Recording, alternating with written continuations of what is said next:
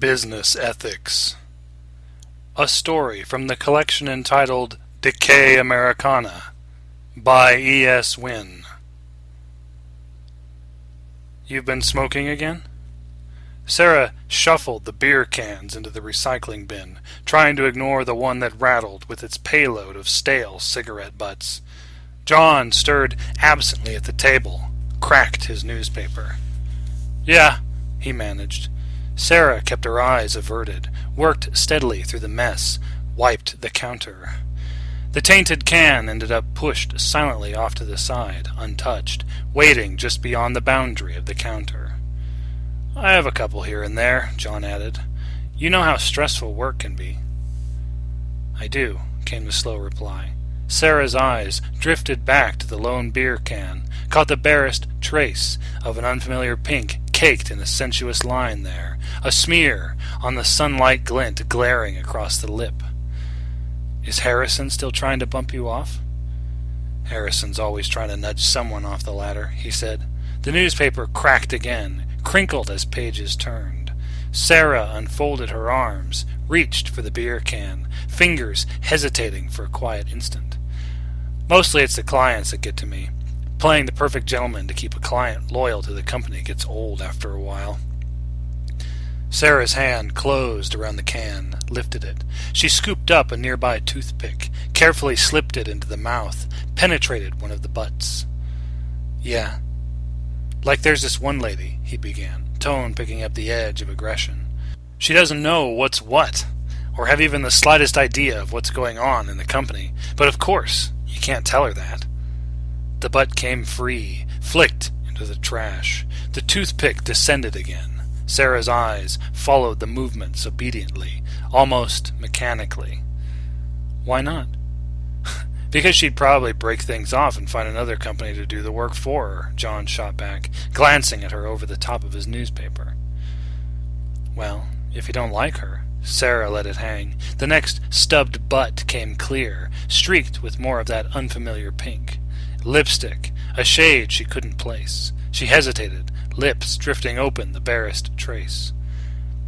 There's a lot of people I don't like, came John's cautious response. His eyes were on her now, watching her face, searching the emotions there, ignoring the can in her hands. But I kiss ass and schmooze because it's better to have this job than to be unemployed again.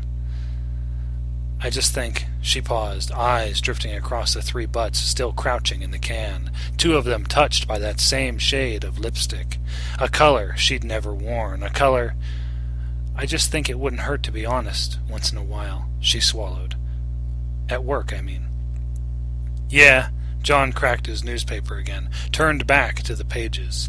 And end up like Johnson? When they canned him, he lost everything. I doubt he'll ever manage to get into another job again.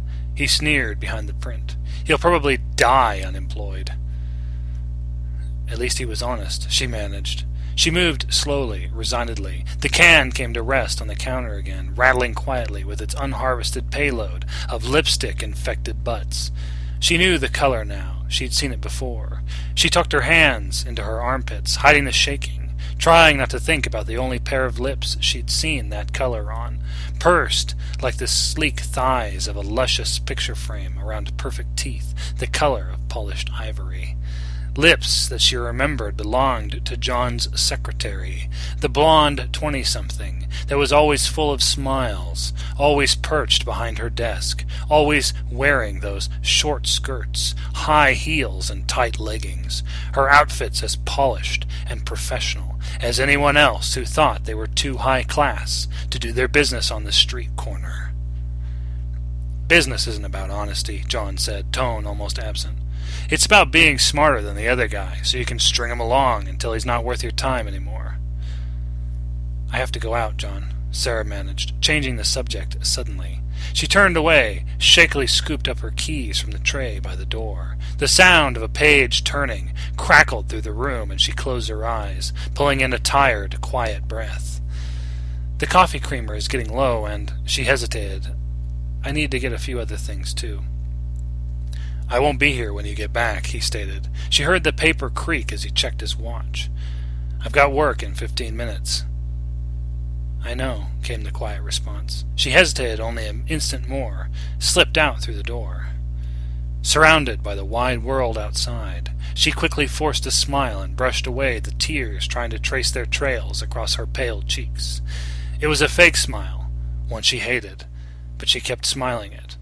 That fake smile kept her free in its own way, kept her moving, alive. And as John is so fond of saying, she thought, every freedom has its price.